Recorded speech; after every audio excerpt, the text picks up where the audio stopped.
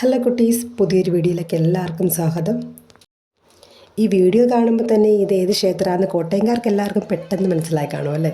ഇത് നമ്മുടെ ഏറ്റുമാനൂർ ക്ഷേത്രമാണ് കേട്ടോ. ഇന്നലെ ഏറ്റുമാനൂർ അമ്പലത്തിൽ ആറാട്ടായിരുന്നു. ഉത്സവം തുടങ്ങി അന്ന് മുതൽ പോണമെന്ന് ഓർക്കുന്നതാണ്. ഇന്നലെയാണ് അതിനുള്ള അവസരം കിട്ടിയത്.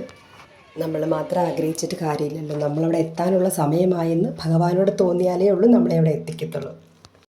കുറേ നേരം ആ ലൈറ്റിംഗ് എല്ലാം കണ്ടതിന് ശേഷമാണ് കേട്ടോ ഞങ്ങൾ അകത്തോട്ട് തൊഴാൻ കയറിയത്.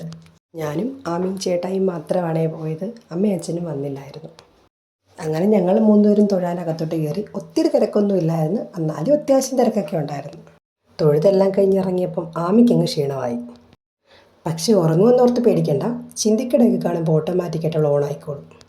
പിന്നെ അവൾക്ക് ഏറ്റവും ഇഷ്ടപ്പെട്ട സാധനമാണ് ഈ ഉത്സവത്തിനൊക്കെ ചെല്ലുമ്പോൾ കോളിഫ്ലവർ വറുത്ത് കിട്ടത്തില്ലേ, അതൊക്കെ കഴിച്ച് പിന്നെ ആളങ്ങ് ഓക്കെ ആയിട്ടോ.